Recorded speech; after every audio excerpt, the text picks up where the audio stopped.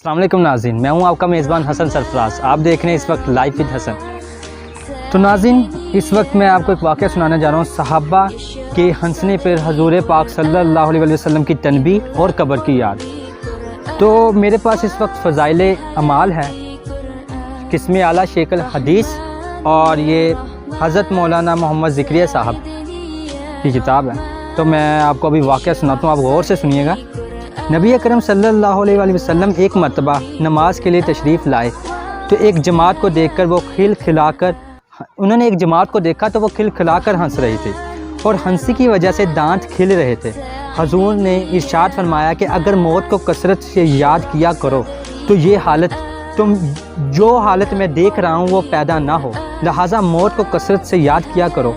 कब्र पर कोई दिन ऐसा नहीं गुजरता कि जिसमें ये आवाज़ ना देती हो कि मैं बेगानगी का घर हूँ, तन्हाई का घर हूँ, मट्टी का घर हूँ, कीड़ों का घर हूँ। जब कोई मोमन कब्र में रखा जाता है तो वो कहती है कि तेरा आना मुबारक है, बहुत अच्छा किया तू आ गया। जितने आदमी ज़मीन पर चलते थे तो उन सब में मुझे ज़्यादा पसंद था। आज जब तू मेरे पास आया है तो मेरे बेहतरीन सलूक को देखेगा।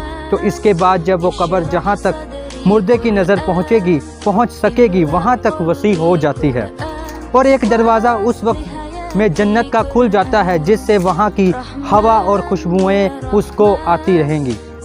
और जब कोई बद किरदार कब्र में रखा जाता है तो वो कहती हैं कि तेरा आना मुबारक है, बुरा किया जो आया। ज़मीन पर जितने आदमी चलते थे तो उन सब में तुझ ही से मुझे ज़्यादा नफ़रत थी। आज जब तुम मेरे हवाला हुआ है तो मेरे बर्ताव को भी देख लेगा।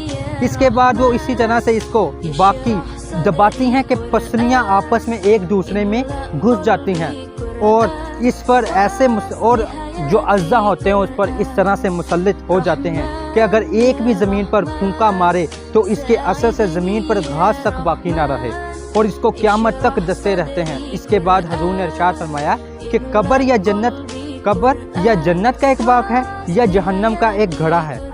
अल्लाह का खौफ बड़ी ज़रूरी और अहम चीज़ है। यही वजह है कि हज़ूर अक़दस सल्लल्लाहु अलैहि वसल्लम अगर किसी गहरी सोच में रहते थे और मौत का याद करना इसके लिए मुफीद है। इसलिए हज़ूर अकरम सल्लल्लाहु अलैहि वसल्लम ने ये नुस्खा इरशाद फरमाया, कभी कभी मौत को याद करते रहना बहुत ही ज़रूरी और मुफीद है। तो नाज़रीन, ये इस वाक़े को सुनाने का मकसद ये है कि आप मेरे पीछे देख सकते हैं, यहाँ पर मेला लगा हुआ है। ये दुनिया 4 दिन का सिर्फ मेला है। आप यहाँ हमेशा के लिए नहीं आए हैं।